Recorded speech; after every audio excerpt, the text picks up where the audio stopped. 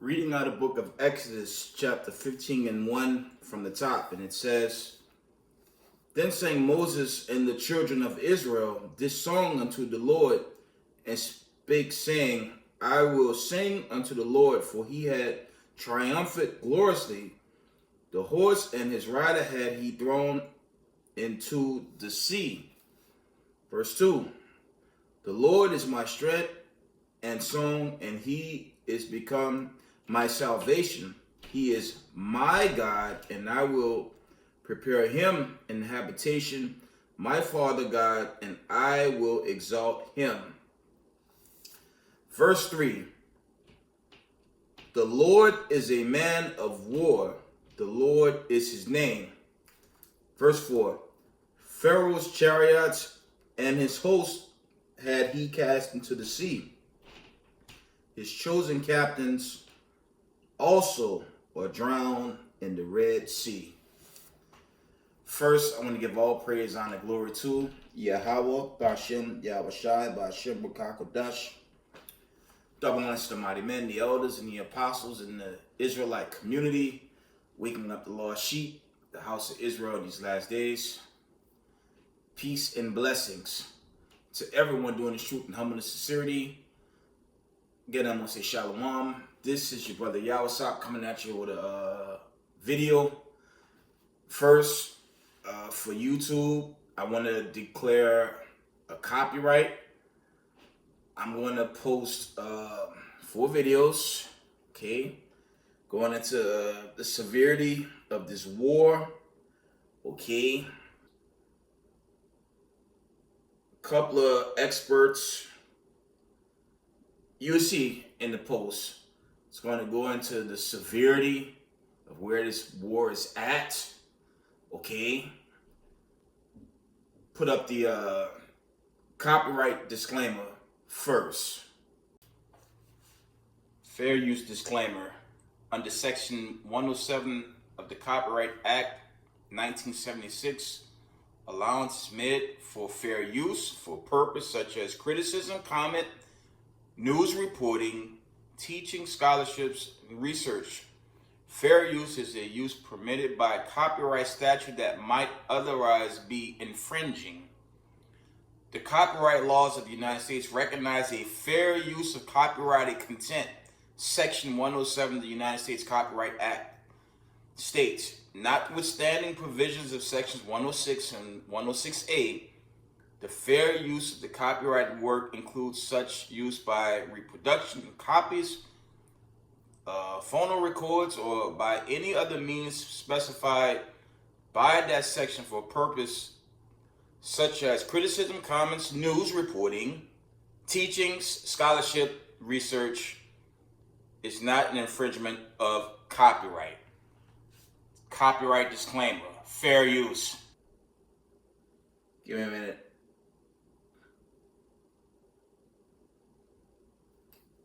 This is a retired Lieutenant Lawrence Wilkerson. I'm gonna play his video. It's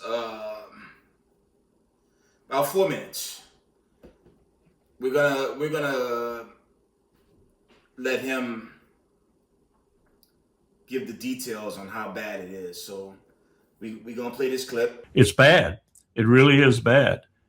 Iran started out hitting military targets, which was their custom. That's what they did in the 12-day war back in June. Military targets only. Now, as Arachi so incredibly detailed, with all the targets that Israel and the United States have hit, largely from outside of Iran. Another lie is that we have air supremacy over Iran. We do not. We're launching most of these weapons from outside Iran. We're launching glide bombs, we're launching JDAMs, we're launching missiles and such. We aren't flying over Iran because we do not have air supremacy over Iran. So what they're doing now is matching Israel blow for blow. They're going after other things. They started with the oil facilities at Haifa and hit it with the Khorramshahm missile that almost destroyed the place. I think what we're looking at right now, if Iran continues this, we're looking at an existential situation for Israel. Israel is going to be aflame. It's going to be burning. All of its people are going to be underground in bomb shelters, unable to come out, unable to move. And that's a very dangerous situation, in my view. I think other people are coming around to my view. It's a very dangerous situation because Bibi Netanyahu is going to feel like he has to use a nuclear weapon in order to get out of this. Iran, in short, is destroying the state of Israel right now.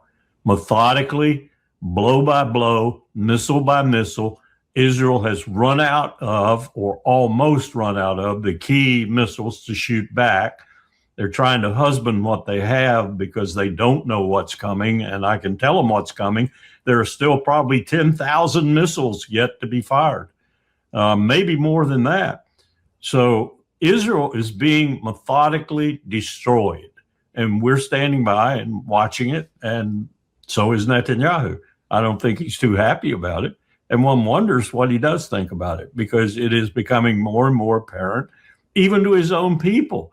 The IDF chief, the mayors whose towns and villages are getting hit, the other people in the structure who understand what's happening to them, even if they only see this little segment of it, because Netanyahu closes down all communications and won't let people talk to each other, won't let newspaper people in there, TV people in there.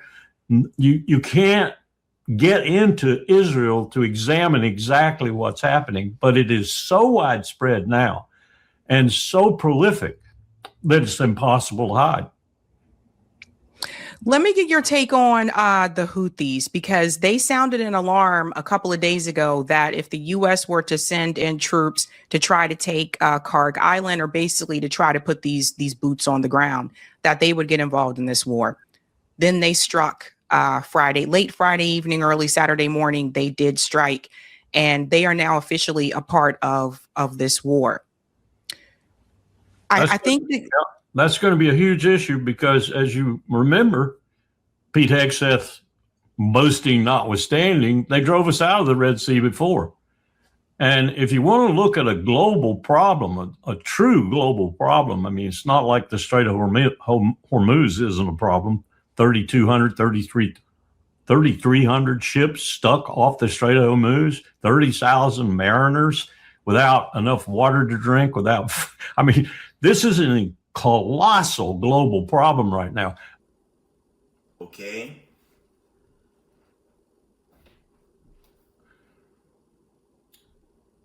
And the second expert is Professor John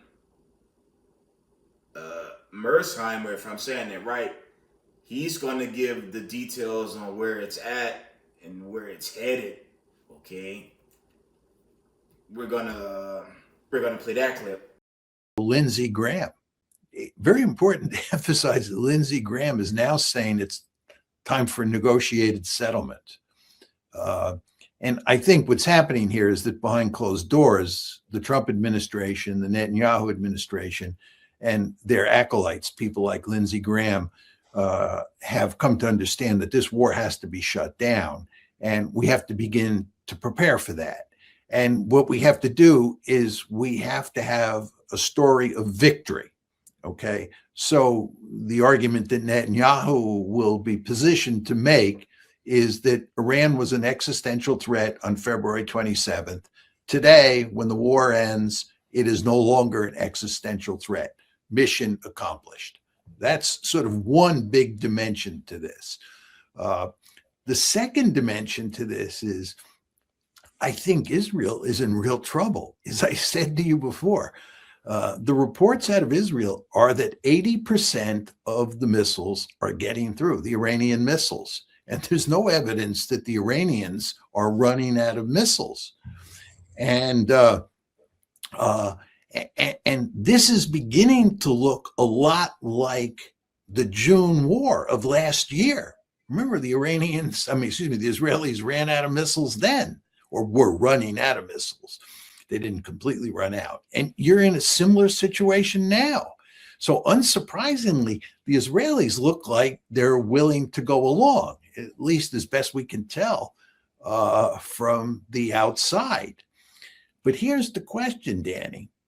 If you, Danny Davis, are playing the Iranian side, are you going to be willing to let the Americans and the Israelis walk away, have a ceasefire, and allow them to reload the shotgun and come back after you 6 months from now or in a year?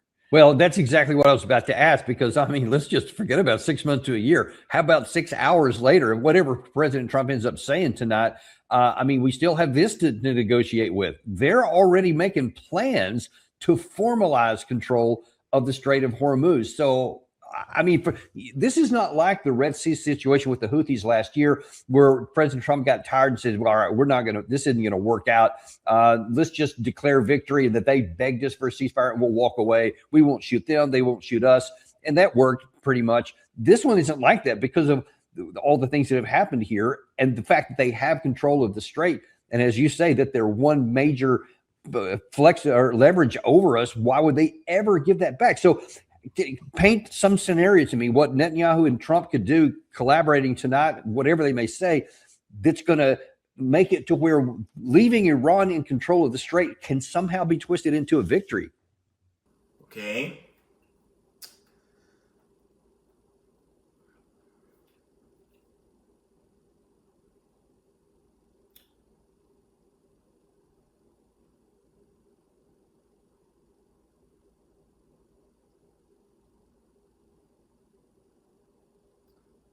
Next video, excuse me, the next video, it's only 2 minutes, but it's going to be a quick summary of, what the experts were going into. As we can clearly see, this war, it's not working out in favor of the United States and their ally in the Middle East. It's a 100% debacle, okay? We're gonna play that clip. Issued a chilling warning to the United States, threatening to set fire to American troops if they launch a ground invasion. While peace talks between the warring nations could reportedly happen this week, the conflict isn't letting up. Damaged beyond repair. Images which appear to show a US military surveillance aircraft worth hundreds of millions of dollars ripped apart after an Iranian attack at a base in Saudi Arabia. The human cost of the war rising too. Grief and anger in Lebanon at the funeral of 3 journalists killed in a targeted Israeli strike. Israel had accused one of being a Hezbollah terrorist, sharing this image of Ali Shoab in a military uniform. The IDF later admitting it was photoshopped. As Iran is smashed from the air,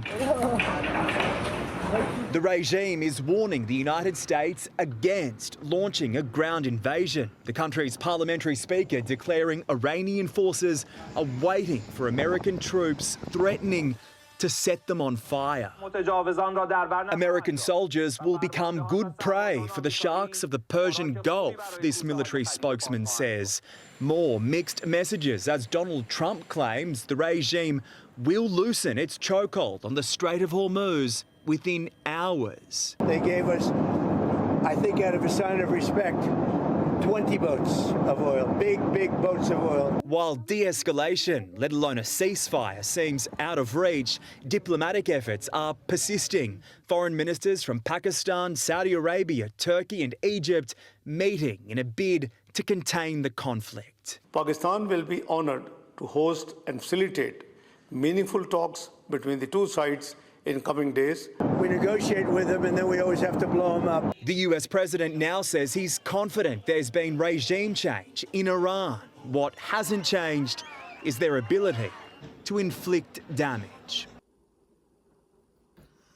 And last but not least, there are reports going viral. The last video, it's only 1:43. Hi, I'm Diane Macedo. We are coming on the air with breaking news. A U.S. official confirms to ABC News that it appears a U.S. fighter jet has been shot down by Iran. Now a search and rescue operations underway. Let's get to our chief global affairs anchor, Martha Raddatz. Martha, what do we know so far? Well, Diane, what we do know is this was a two-seater aircraft. The pilot would be in front, the weapons systems officer would be in back, and this would be a very dramatic and very dangerous rescue. Iran's Revolutionary Guard saying that Iranian forces had shot down the U.S. fighter overnight, with Iranian state media releasing images of the wreckage of a jet and of an intact ejection seat. The IRGC said it was an F-35. But from the images that we do believe are credible but have not independently verified, it looks like an Air Force F-15. Now, U.S. pilots are trained in what is called SEER if they are shot down or have to eject over enemy territory. SEER stands for Survive, Evade, Resist, and Escape. The pilots, the navigator, of course, know that Iranians would be looking for them. In fact, Iran put out a message to shoot the pilots if they were found, and a reward was being offered. Later, they said if they are found alive. This comes after President Trump claimed in his speech on Wednesday night that the Iranians have no anti-aircraft equipment. Their radar is 100% annihilated. The president saying we are unstoppable as a military force. But again, this is a very, very dangerous mission. Diane. It's going viral. The United States lost, I believe the Iranians shot down an F-15. And shortly after that fighter jet was shot down, another fighter jet was shot down. Okay? When you look at these videos, it's given two different takes on where this war is going. Some is saying, you know, they're going to come to some type of long-term ceasefire deal. But the fear is this war, it's not going to stop. It's going to continue, right? That's why I opened up with Exodus 15, because the Most High, He's behind this. It's not, you know, it's not what we think. The Lord has set the stage to deliver the Israelites, okay? Because this global conflict, it's going to escalate, okay? And from the looks of things, okay, and happy Passover, feast of unleavened bread to the Israelites that's keeping the Passover. Shout out to House of David. I was at their opening ceremony, most recent. We're in the season of Passover, and you know, from the looks of things, we're gonna hope and pray that this final Exodus is at hand. Give me a minute. Because you look at this conflict, there's no way. There's no way America's coming out of that conflict. They're going to continue to fight. Obviously, the elites, okay, Donald Trump, the Prime Minister of Israel, their hearts are hard, and they're going to keep fighting. Except they're fighting a losing war, okay? I want to read this notification, okay? I want to find a notification where that second, here it is. It's currently 11:20, about 11:24 p.m. Eastern Time. At approximately 4:18 p.m. today, end-time headlines reported a second American fighter jet crashes in Persian Gulf area around same time F-15E was shot down. Okay? And you go into it because the mainstream media, they're not showing the truth. They're not telling the truth. But the truth is, as I've been saying on my videos of late, they're not just fighting Iran, they're fighting China, they're fighting Russia. North Korea is giving them assistance. There's the Houthi rebels, they're chiming in. And it's a matter of time before Turkey chime in. Okay, Lebanon is already fighting, okay, in behalf of Iran. And this whole thing is just going to blow out of proportion, man. Okay? And America at some point, and like the brothers is teaching on the corners, this war, I mean, to the point, this war is going to turn nuclear. Okay, I've been pushing that, and I'm gonna continue to push that because time is very short. But let's go back to. I want to quickly run to the book of Exodus. Okay, let's go to Exodus. I'm gonna get to the point. I don't want to do the full run on Exodus. But this is a good book to read, and obviously we're in the time of we're remembering the Passover, the 12 tribes of Israel. Okay, I'm gonna jump to Exodus 14 and 21, and it reads. It says, "And Moses stretched out his hand over the sea, and the Lord caused the sea to go back by a strong east wind all that night, and made the sea dry land. And the waters were divided." This is the history. Okay, this ain't no fairy tale. A lot of them Babylonians out there talking about Zechariah 13:8. Jake, or confused Jake, think this is a fairy tale. They think this is a fairy tale. No, this is real history. Okay. It says, "And Moses stretched out his hand over the sea, and the Lord caused the sea to go back by a strong east wind all that night, and made the sea dry land, and the waters were divided. And the children of Israel went into the midst of the sea upon the dry ground, and the waters," it says, "and the waters were a wall unto them on their right and on their left." Verse 23, check this out. It says, "And the Egyptians pursued and went in after them to the midst of the sea, even all Pharaoh's horses, his chariots, and his horsemen." Okay, you do this research. They were okay. The Egyptians decided to let the Israelites go, but when you read further back, Pharaoh, his heart got hardened, and he decided to pursue the Israelites. This is where we're at. Okay. Verse 24, Exodus 14 and 24, it says, and it came to pass that in the morning, watched the Lord look unto the host of the Egyptians through the pillar of fire and of the cloud, and troubled the host of the Egyptians. This is key right here, verse 25. And took off their chariot wheels from the top. And took off their chariot wheels, that they drive them heavily, so that the Egyptians said, "Let us flee from the face of Israel, for the Lord fighted for them against the Egyptians."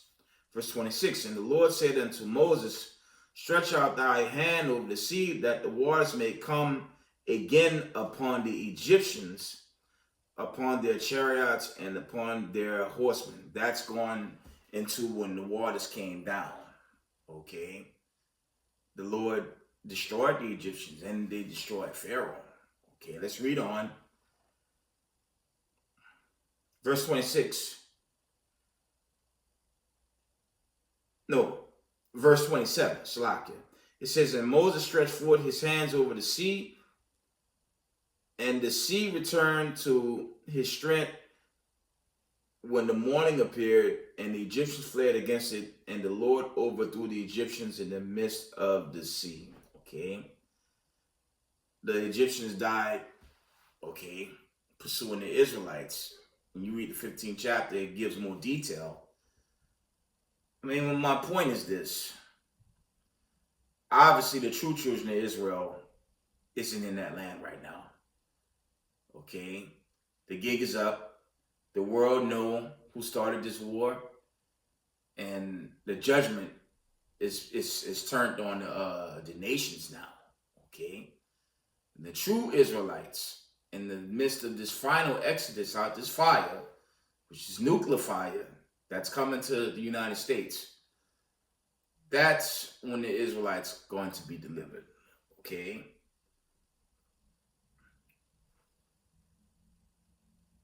Verse 28 from the top. It says, and the waters returned and covered the chariots and the horsemen and all the hosts of Pharaoh that came into the sea after them. There remained not so much as one of them.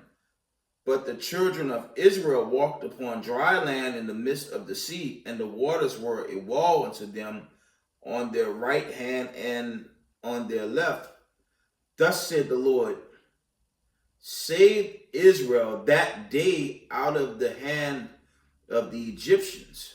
And Israel saw the Egyptians dead upon the seashore. Okay. And Israel saw that great work which the Lord did upon the Egyptians.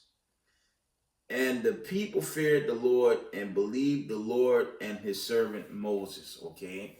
And who's going to save us out of this final exodus, out of this nuclear fire?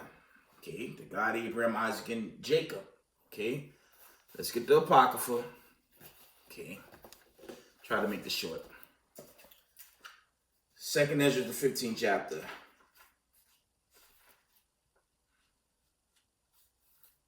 Second Ezra, the 15th chapter, real quick.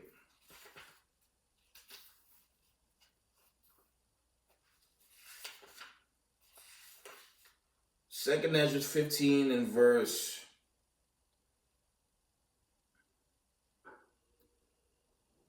2nd Ezra chapter 15 and verse 8. Slakia.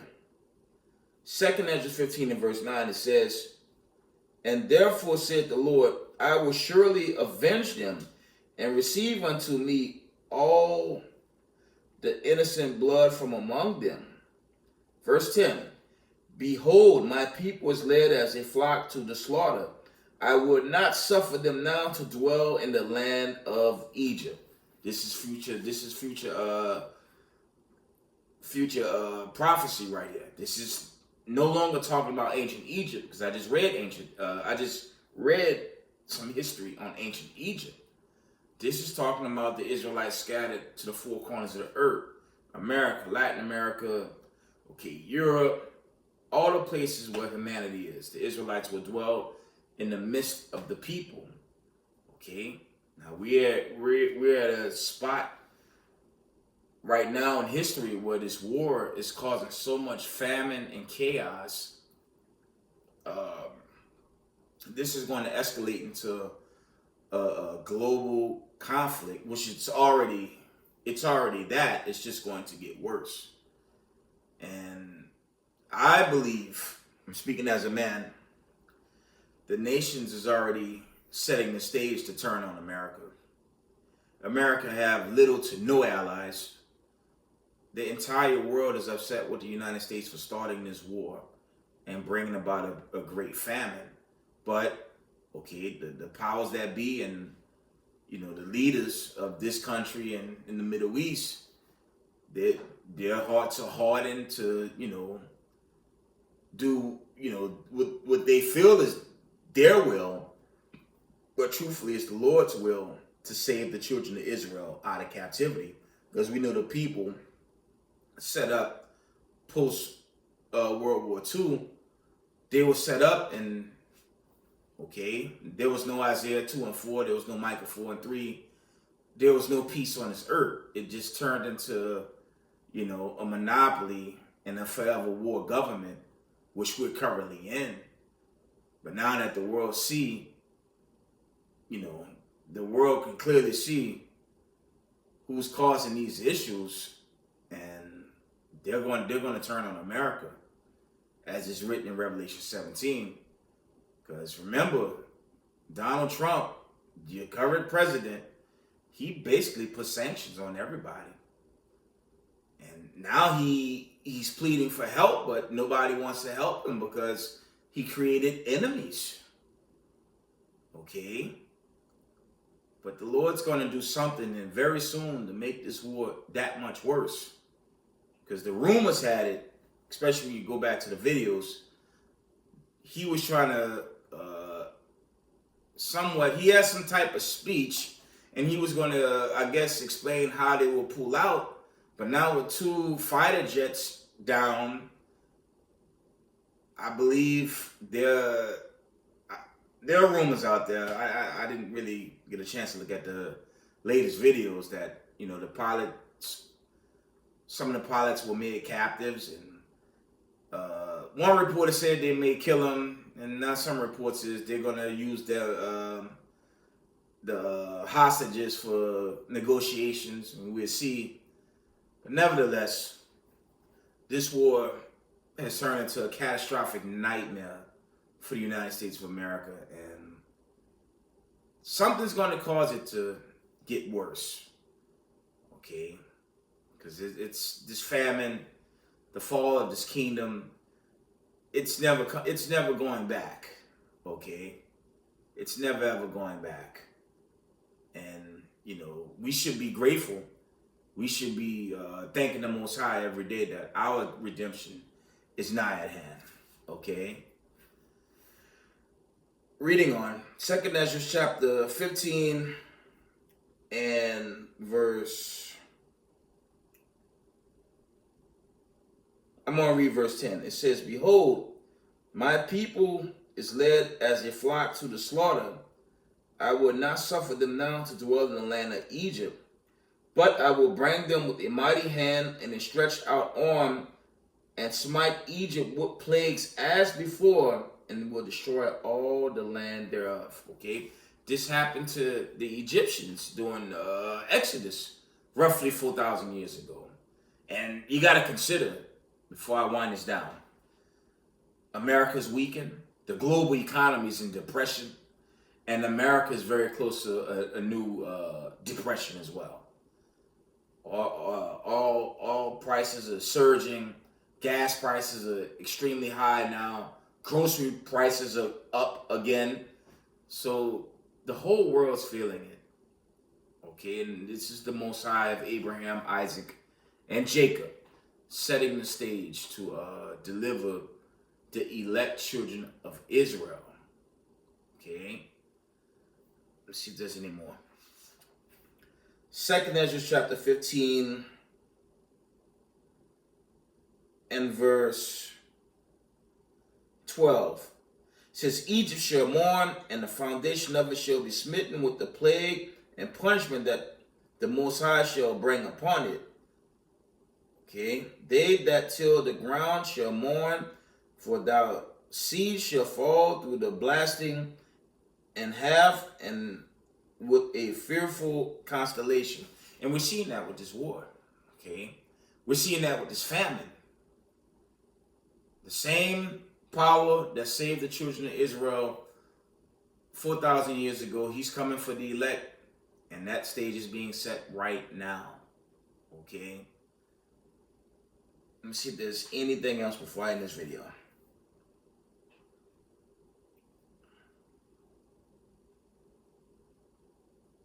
Verse 14, 2nd Ezra 15 and 14, it says, "Woe to the world and them that dwell therein, for the sword and their destruction draw it nigh, and one people shall stand up to fight against another, and swords in their hands." Okay, now there's rumors of a ground invasion, but we don't know. Well, there's going to be a ground invasion, because that links up with Joel 3. There will be a ground invasion, and the ground invasion, once that starts, hopefully Joel 3 will be made manifest. Let's read that, and I'm going to end it. Okay.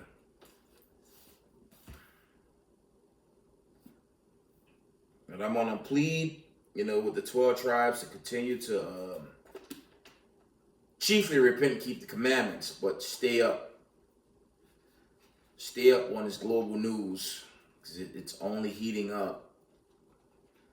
So I'm saying we had halftime, third quarter, fourth quarter. We can clearly see something big is coming. Hopefully it's our deliverance. Give me a minute.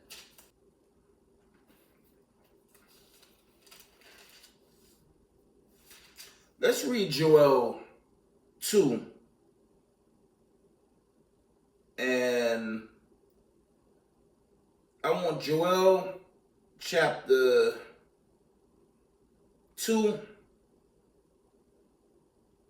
and verse 2. It says, a day of darkness and of gloominess, a day of clouds and of thickness and from the top. Joel chapter 2 and verse 2, it says, a day of darkness and of gloominess, a day of clouds and of thick darkness, as the morning spread upon the mountains. A great people and strong, there had not been ever the like, neither shall be any more after it, even to the years of many generations. Verse 3, it says, a fire devoured before them, and behold, them a flame burneth. The land is as the Garden of Eden before them, and behind them a desolate wilderness. Yeah, and nothing shall escape them. That's that judgment day. Okay. Let's go to Joel 3 and 1 now. We're into here. Joel chapter 3 and 1. This prophecy, okay, is imminent. Revelation 17 got to pan out, but this one more than likely gonna follow behind it, okay? Especially based on everything happening right now. Something big time is coming.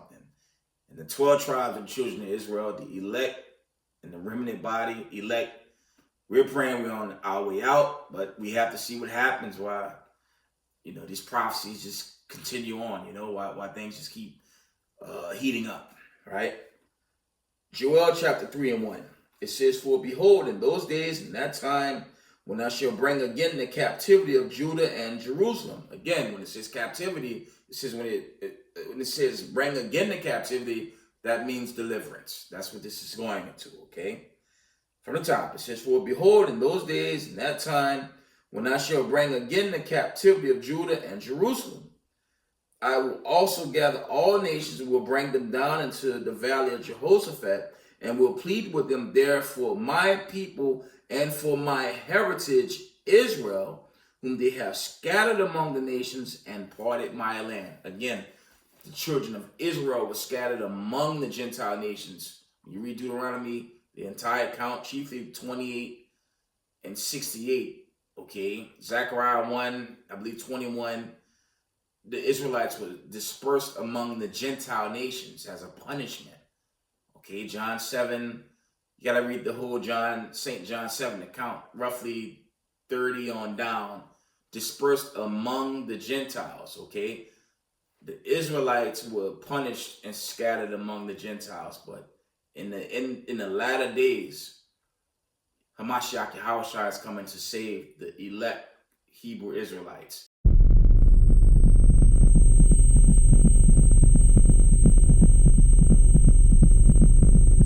And that's going to be the Exodus, the final Exodus out of captivity, Ezekiel 20:34 to about 38. There'll be a judgment and into the new world, okay? That was Joel chapter 3. And let me read that again. Joel chapter 3 and 2. It says, I will also gather all nations and will bring them down into the valley of Jehoshaphat, and will plead with them there for my people and for my heritage Israel, whom they have scattered among the nations and parted my land. Let me get Luke 1:16. I'm winding down. Okay. It's a lot happening, family. I hope this is our time, but it could slow down. It could turn into a long pause. I don't know. I'm just telling y'all to just pay close attention to this conflict. Okay. Luke chapter 1 and verse 68. This is who salvation's for. Okay. Luke 1:68, it says, "Blessed be the Lord God of Israel, for he had visited and redeemed his people and had raised up an horn of salvation for us in the house of his servant David." Verse 70, "As he spake by the mouth of his holy prophets, which has been since the world began, that we should be saved from our enemies and from the hand of all that hate us." Okay, to perform the mercy promised to our fathers and to remember his holy covenant. That covenant is talking about Hebrews 8:8 to at least 11. That's the new covenant. Hamashiach Yahushua has not returned, so that didn't happen, but it's pending. And with that, we're going to give all praise, honor, glory to Yahweh, Bashem, Yahushua, Bashem, Ukakadash. Double honors to the mighty men, the elders, and the apostles in the community, waking up the lost sheep of the house of Israel in these last days. Peace and blessings to everyone doing this truth and humble sincerity. Israel, I love y'all. We got next. Shalom.